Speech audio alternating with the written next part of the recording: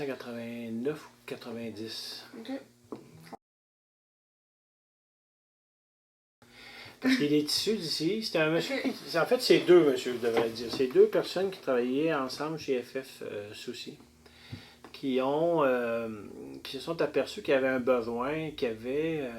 C'était à cette époque-là, il y avait un problème en environnement, c'était le lisier de porc. On est 48 personnes qui travaillent pour Camp Environnement. On en a ici à Rivière-du-Loup. On en a qui proviennent du Kamouraska. On en a qui proviennent de la région de l'Îlet, Montmagny-Lillet. Et on en a dans la région de Québec. OK. Donc, on a 3 pôles d'activité, si on veut. Il y en a quand même beaucoup qui sont allés.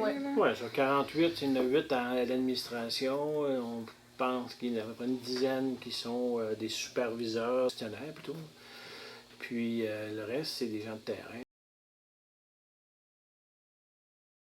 On a plusieurs activités, nous autres. On mène beaucoup d'activités sur le terrain en lien avec l'environnement. Donc la récupération de matières dangereuses, de matières résiduelles, le transport de ces matières-là, la disposition de ces matières-là. Puis on a aussi des usines de valorisation des matières dangereuses. C'est intéressant. Puis dans le fond, les usines de valorisation, ça se trouve être quoi?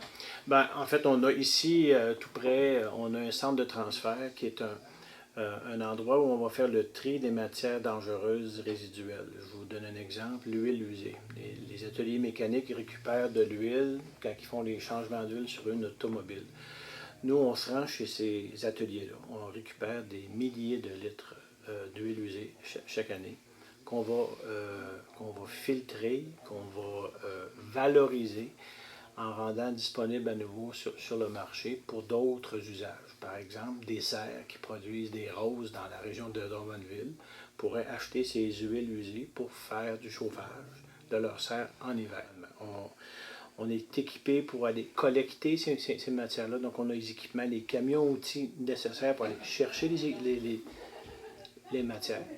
On est équipé pour les transporter jusqu'ici, pour les trier, pour les filtrer dans le cas des huiles ou pour en faire des boues dans le cas des faux septiques, par exemple. Et puis, pour les valoriser, faire des composts ou faire de nouvelles huiles avec des huiles à chauffage, exemple. C'est notre travail. C'est vraiment intéressant. Ouais.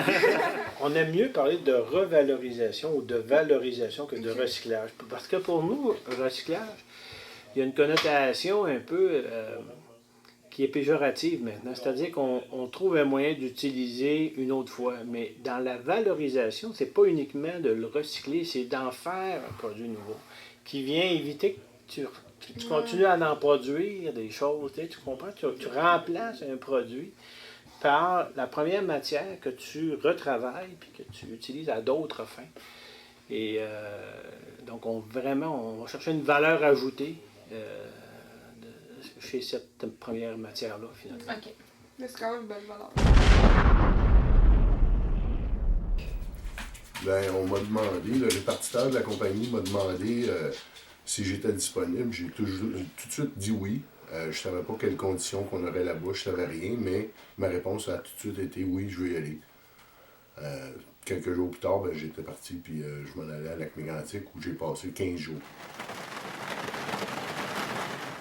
En fait, on a 2 projets principaux. Le premier, ça a été le nettoyage des wagons-citernes avec une équipe de nettoyeurs à haute pression. Nous, avec les camions à vacuum, on ramassait le liquide de ces citernes-là. Les citernes, ensuite, ils étaient découpés en morceaux puis ils étaient transportés en dehors du site. Ça a été la grosse partie du travail. La deuxième partie, un peu plus intéressante, c'est qu'on a nettoyé le système de traitement des eaux usées de la ville. Une dame qui m'a dit « Merci d'être venue nous aider à nettoyer notre dégât. » Puis cette madame-là avait probablement était assez âgée, en tout cas, et puis elle s'est mise à pleurer quand elle m'a dit merci. Puis ça m'a vraiment touché. Personnellement, j'étais là aussi pour aider. Et puis, oui, c'est un sentiment de fierté que j'avais quand je suis revenu.